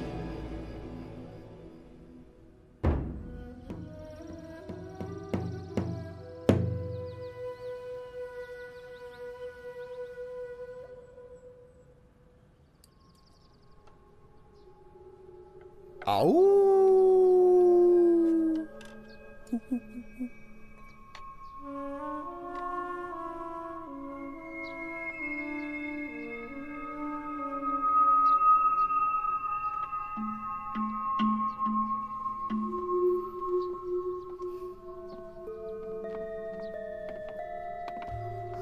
李少卿，有结果了。怎么样？不出所料啊，确实是一个刚死不久的人，只是在尸体上做了手脚，用药物促使机体迅速脱水钙化。据我所看，婴儿出生前他才死了不到1个时辰。也就是说，这具女尸跟咱们前后脚进墓。可是他为什么会死在墓里啊？而且还躺在棺材里？他是谁？又是谁杀的他？我猜，真正杀丁饶的凶手，我们早已见过。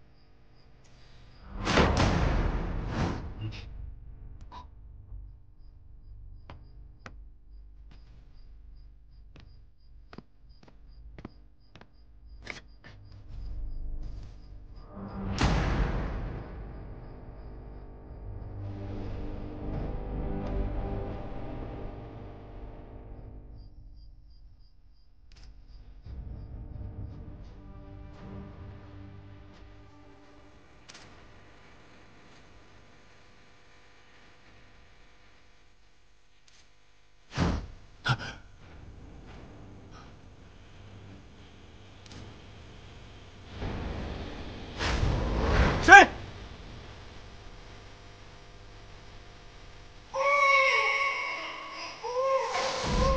小龙你来了。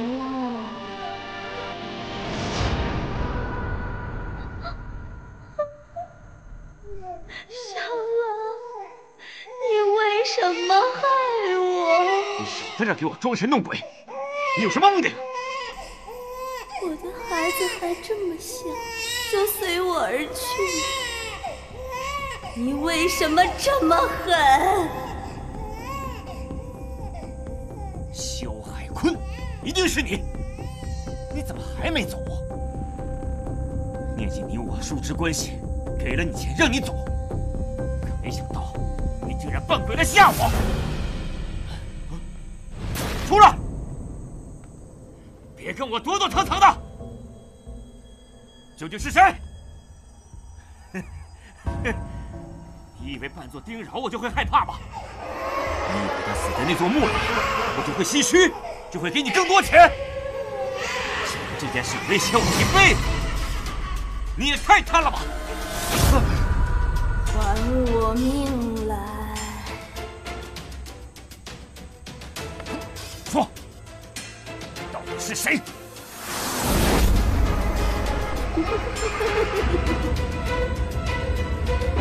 是我，我，还有我。你们，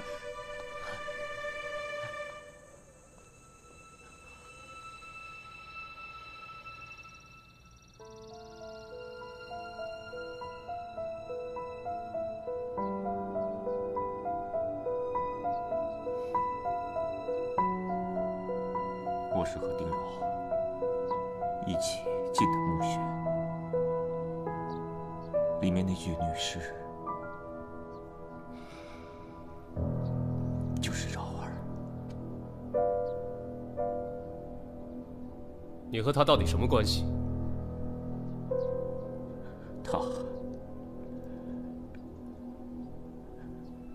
他是我的恋人。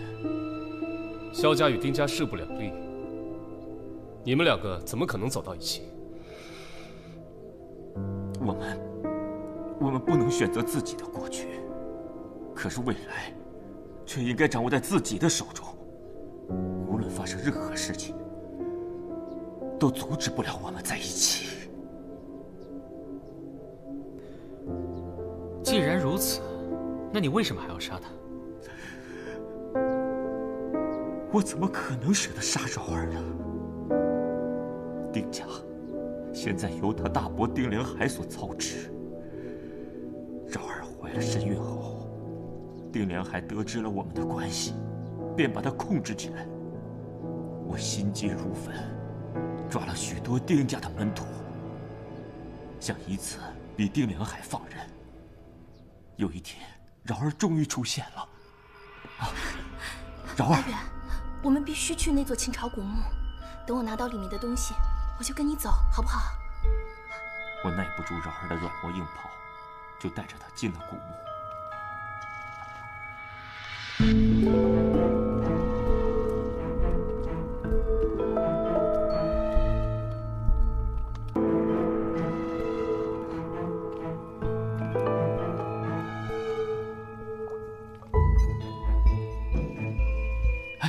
柔儿，不要动他。只要把玉玺交给大伯，他就不会再干涉我们任何事情了。真的如此？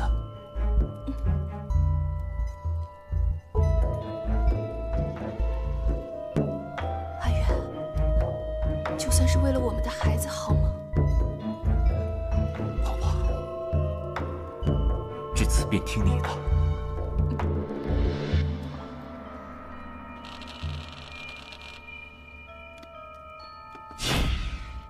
小心！柔儿，柔儿，你怎么样？快走！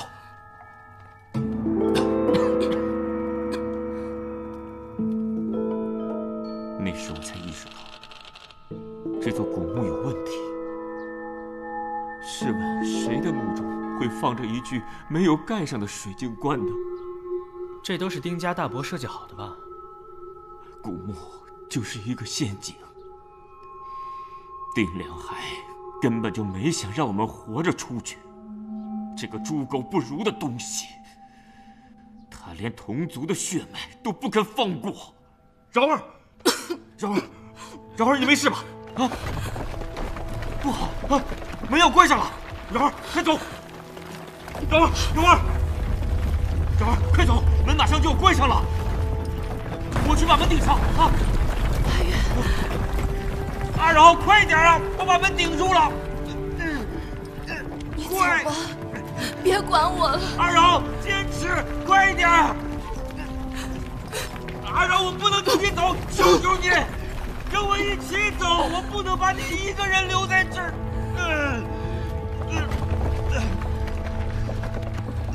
阿远，咱俩今生有缘无分，希望下辈子咱俩能托生在普通人家。我们平凡幸福的过一生。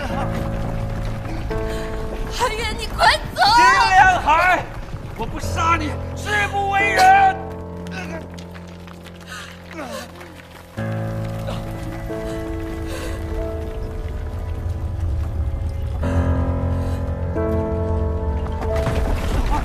柔儿，柔儿，柔儿！我刚离开主，你们就进来了，我也只能逃离现场。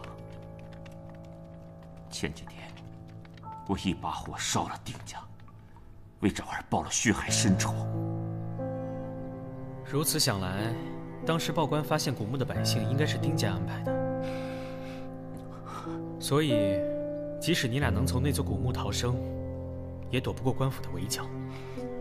是，刑部郎中发种的罪名坐实，我非但救不了昭儿，连自己的命都保不住。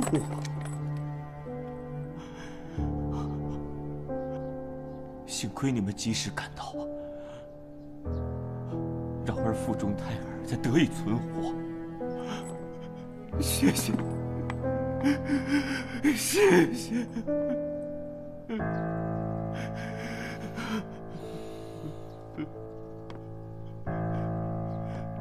你们当时进入墓室时，可有看到墙上的字迹？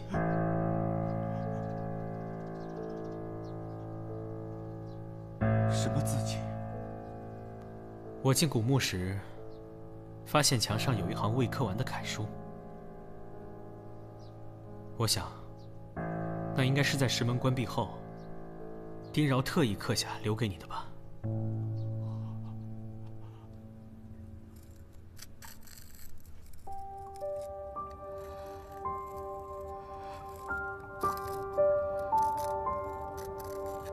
虚节阔兮，不我活兮；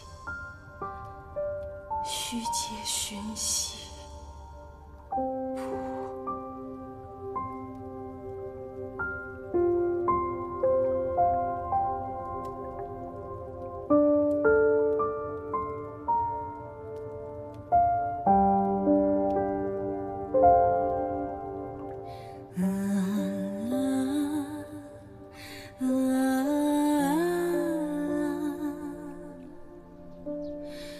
那玉玺现在在何处？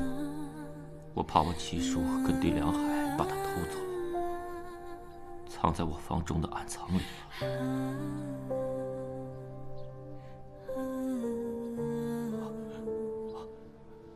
对了，李少卿，我问问你，我孩子现在在哪儿啊？我想看他一眼，就一眼，随后任凭处置。求您了。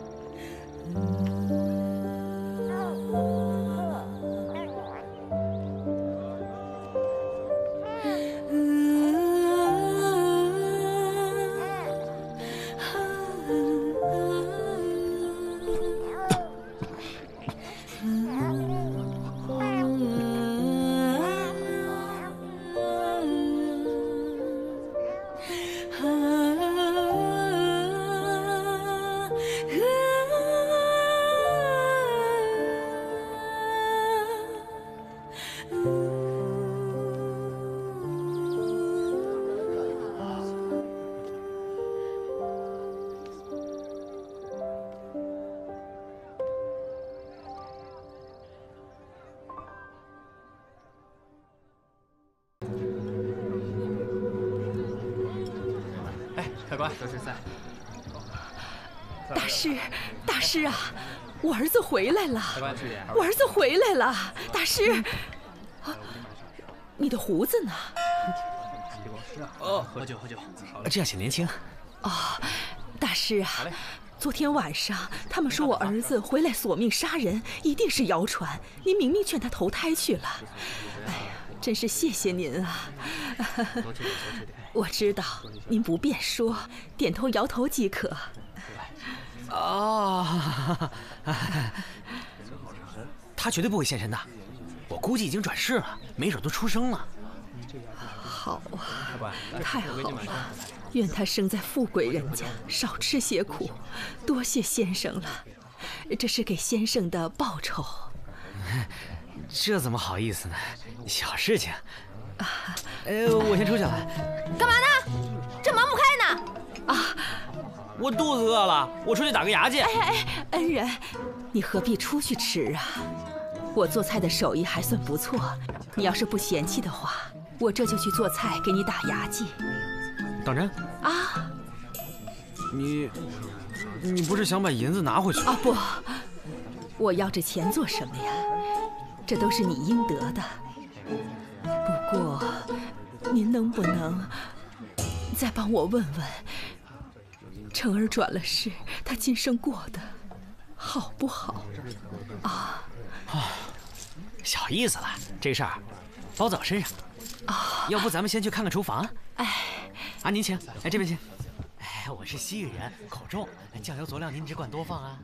四娘，你可知道这长安城有哪些善于刀斧的人？长安城最善用刀斧的人，就站在你面前。那你可有把握，一刀就把人头砍下来？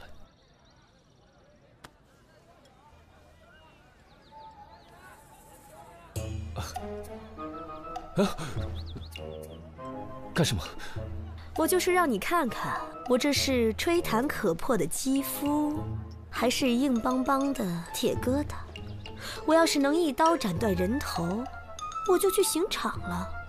我还在这儿干嘛？刚才已经都打探过了。昨天夜里啊，长安城里那几个刽子手都在一起喝酒，在畅谈那个如何能让人死得更愉悦。四娘，最近长安城里有没有什么外来的能人异士啊？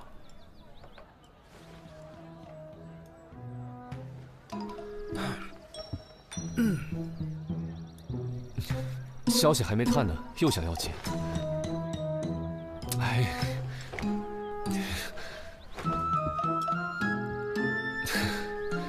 好吧。老板娘，老板娘，有黄酒吗？我腌肉用。有的，有的，我去拿。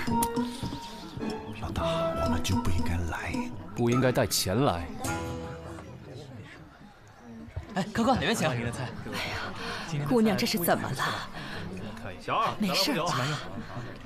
喝醉了，怎么叫也叫不起来。啊，这位官人，您是？大理寺少卿李治。二位客官慢走。你可知道你儿子跟李牧的关系？以前成儿和李介元是同窗，近日他们有无局语？这个老身就不知道了。你这次是来探案，不是跳大神的。哎，知道了，知道了啊。几位官爷，慢慢看吧。要没什么事儿，小的先行告退了。去吧。啊，等等，啊，去把那些显字的纸钱拿给我。好。不是，老大，我突然好热啊，我出去凉快凉快啊。站着。不是我吧，我三炮啊，上房。好嘞。哎，你去哪儿？上房啊。这儿。这儿怎么了？看看这火盆的上方，这梁上有没有铁环之类的东西？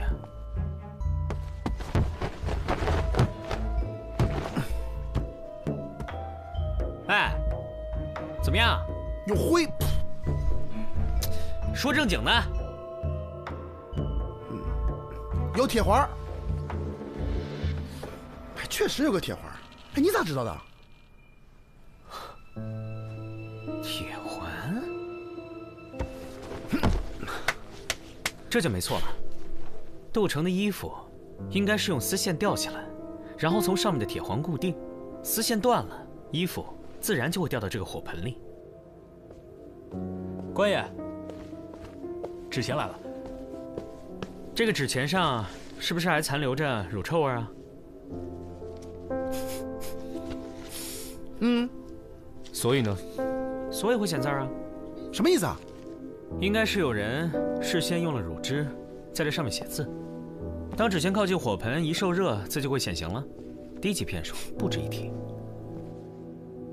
这纸钱有谁动过？这纸钱是从寺庙买的，买来的时候是新的，我拆的，之前没有人动过。三毛，你再看看那边的灵牌。我都看过了，没问题。哎，三炮啊，你去看看，看看有什么机关没有。老大吧，这死者为大，你知道吧？去，要不我去。有什么好玩的吗？哎，双叶，你来啦！啊，快去！四娘让我来告诉你们，她那边收到了风声，说长乐坊东顺大赌庄最近新招了2个力大无比的高人保镖，身长9尺。哇，9尺！哇，那可真算是高人啊！三炮，啊，跟我走。哦，就是嘛，这灵位也没什么好看的啊，我们去督访吧。啊。哎，这书生我能去玩会儿吗？这里又没有其他人，自己看着办喽。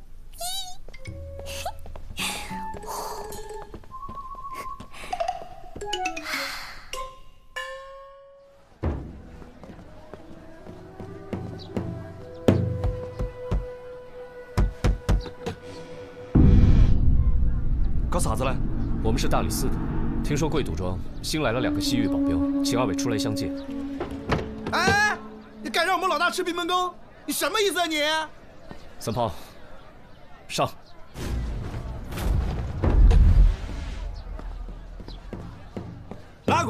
哪个喊你们进来的？不想活了噻？干啥子？啊！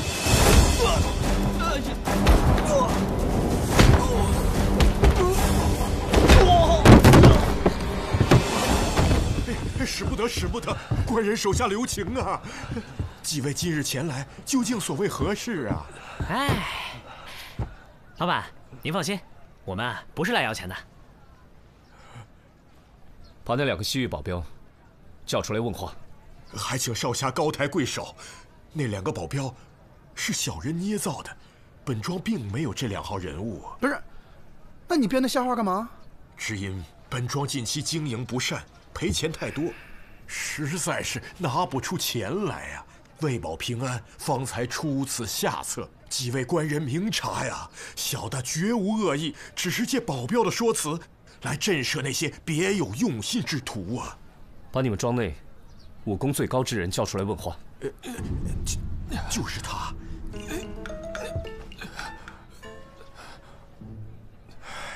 你之前拿杜城和李牧开赌盘，押错注才输得那么惨，难道开盘前没有跟那杜李二人联系好吗？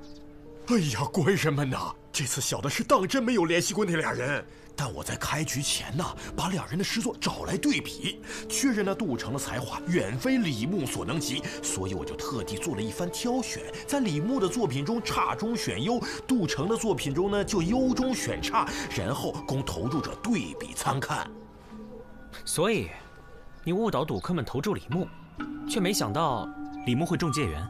是啊，谁料到那李牧竟然事先买通了考官，提前得到了考题。那李牧为了铲除进题杜城，就假作好意，告诉了杜城错误的题目，那杜城才遗憾落选呢。我问你，你当真觉得，如果凭实力的话，杜城能赢过李牧？小的以性命担保，那杜城才华盖世，李牧绝非对手。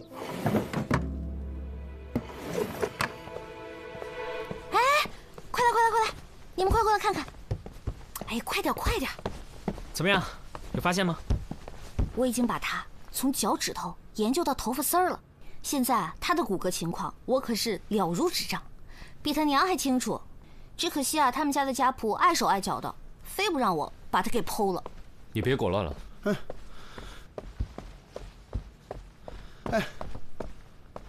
老大，我这没什么发现，就发现一卷风筝线，但是没发现风筝啊。这不是风筝线，是冰蚕丝，这就是杀死杜城的凶器。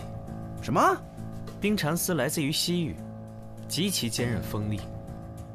我在那条小路的树上也发现了冰蚕丝的勒痕，树上冰蚕丝的勒痕位置很高，寻常人从树下走过不易被发现，但骑马就完全不同了。这位凶手先是深夜潜入李牧家中，假扮杜城还魂。李牧心中有鬼，所以才会慌不择路的骑马离开。而他家门口只有这么一条小路，他身上的擦伤证明他当时骑速极快。经过那棵树时，李牧的头颈被冰蚕丝瞬间割断。我安排三炮暗中搜查几位当事人的房间，有了物证，再想查真凶，自然就易如反掌。那真凶就是杜老太太啊！当初她到我们店里找萨摩算命，目的是为了让我们把一切都往鬼魂夺命上想。这些显字的纸钱也是她之前预备好的。她利用丝线把衣服吊起来，衣服就会掉下来。还有，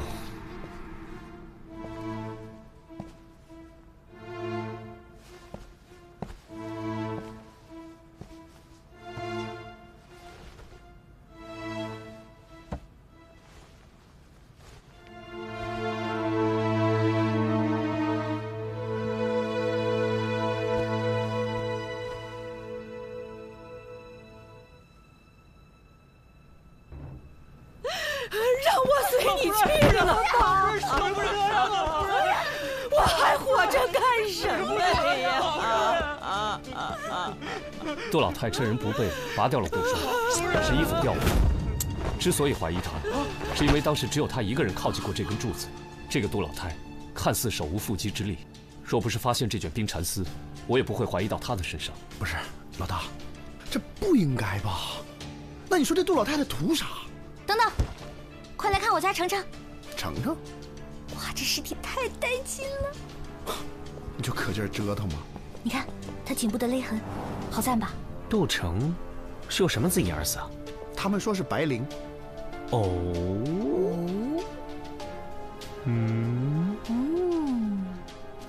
咋了？难道死因有变？杜城不是自缢而亡，而是死于他杀。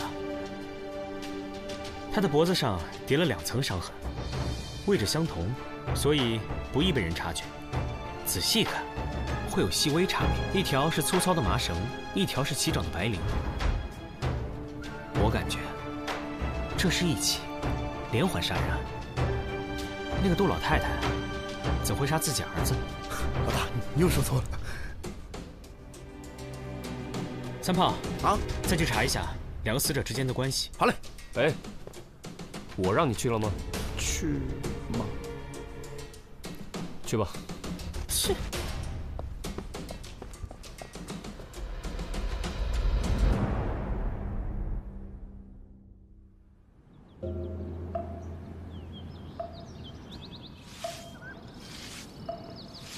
那杜老太有杀人动机，却没有作案时间。李牧死的当晚，他一直在灵堂，有仆人可以作证。哎，小师傅，跟您打听个人，你们这个寺里有没有一个干净的师傅？干净的师傅，就是整洁的师傅。师傅，我们是问之前被杜家请去超度的那位师傅。哦。2位施主是找净放师兄吧？请随我来。干净、整洁。师傅，我们这是去哪儿？去藏经阁。净放师兄在藏经阁受罚抄经书。啊？他为什么受罚？我们觉得也很奇怪。净放师兄一向脾气都很好，但是就在前几日，因丢了扫把，跟师弟动起了手，这不就被受罚到藏经阁抄经书了。每日下午都去，估计得抄半个月。2位施主，这边请。